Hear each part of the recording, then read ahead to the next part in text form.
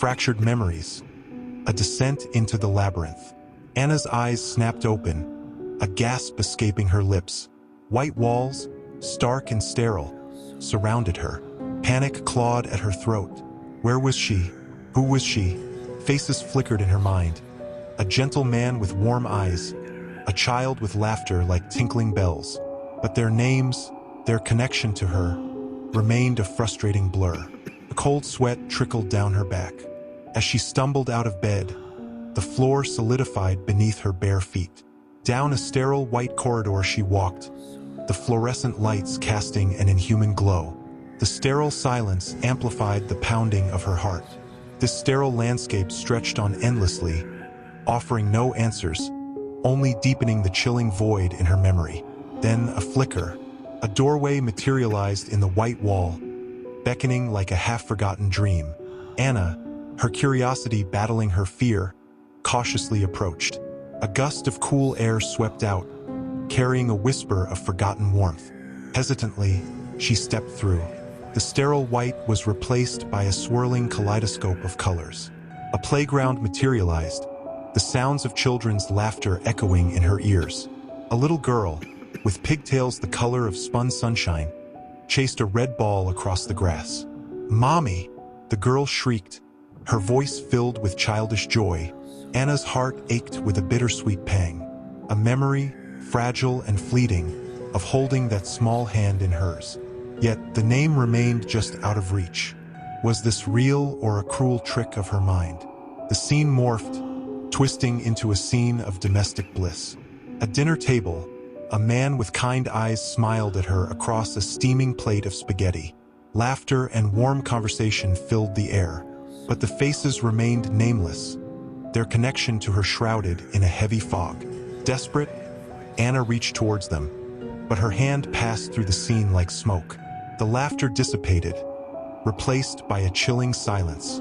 Tears welled in her eyes as the scene dissolved, leaving her alone in a swirling vortex of colors. She found herself in a dark and dusty library. The air hung heavy with the smell of old paper. Glowing books lined the shelves, their titles obscured by swirling shadows. As she approached a book, the words shimmered into view. The Forgotten Past. With trembling hands, she opened the book. The pages were blank, yet a voice, raspy and ancient, echoed in her mind. "This is your story, Anna. Remember, or be lost forever." Panic seized her. This voice, this book, held the key to her identity. She had to remember, but as she flipped through the pages, a sense of dread gnawed at her. Nightmares bled onto the blank pages, one by one. A car crash, the screams of a child, a blinding flash of light. A hospital room, sterile and cold, the smell of disinfectant sharp in her nostrils. A doctor's voice, heavy with regret. "We did everything we could." But the voice was drowned out by a maddening scream. It was her own scream, echoing through the corridors of her mind. The horrific scene replayed, a loop of her worst nightmare. The joy of motherhood, the love of a husband, all ripped away in a heartbeat. Grief, raw and agonizing, engulfed her. But amidst the pain, a flicker of recognition. The faces in the sterile white room, her husband, her child, their names a desperate plea on her lips. "Mark, Sarah, please." The scene morphed again, this time to a sterile white room. A woman strapped to a bed, her eyes wide with terror. A doctor, his face obscured by darkness, spoke, his voice laced with a chilling indifference. "The experimental therapy is working. We're erasing the trauma, building a new reality." A new horror dawned on Anna. This labyrinthine journey through her mind wasn't just a memory loss. It was a deliberate erasure, a desperate attempt to escape the pain of the car crash. But at what cost? The voice in the book returned, mockingly. "Face it, Anna. Without the pain, there is no you. Stay lost, or embrace the darkness and remember." Tears streamed down her face. The choice was stark: remain in this fabricated world, devoid of pain but also devoid of love, or confront the horrific memories and reclaim her true self. A single tear fell onto the blank page of the book, leaving a shimmering stain. In that moment, a flicker of resolve ignited within her. Taking a deep breath, she faced the next page. She would dive back into the abyss of her memories, no matter the pain, to reclaim her past, her identity, and perhaps a way. The memory unfolded like a gruesome flower.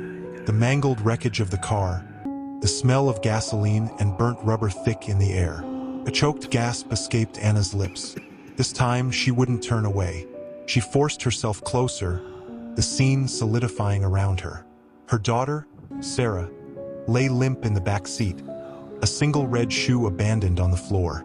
A primal scream tore from Anna's throat, a raw echo of the pain she'd so desperately suppressed.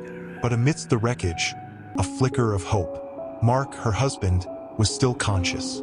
His arm was pinned beneath the twisted metal, but his eyes met hers, a silent plea for her strength.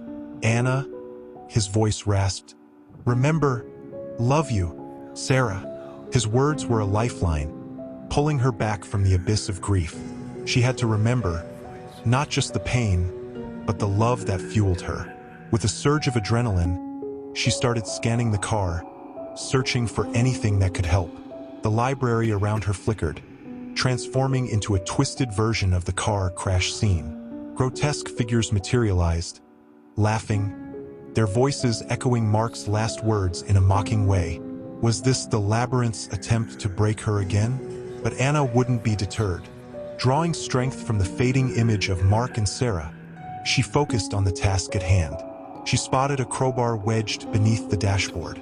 The figures lunged, their touch cold and clammy. But fueled by a desperate love, Anna fought back. With each swing of the crowbar, a memory resurfaced.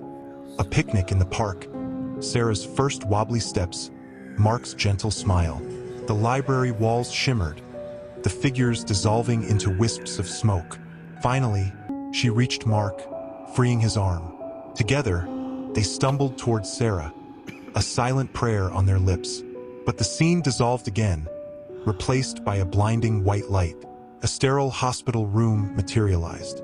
Machines hummed in the background, and a doctor, his face etched with concern, stood beside her bed. "Anna," he said softly, "you've been in a coma for a month. We almost lost you." Relief flooded her. She wasn't alone.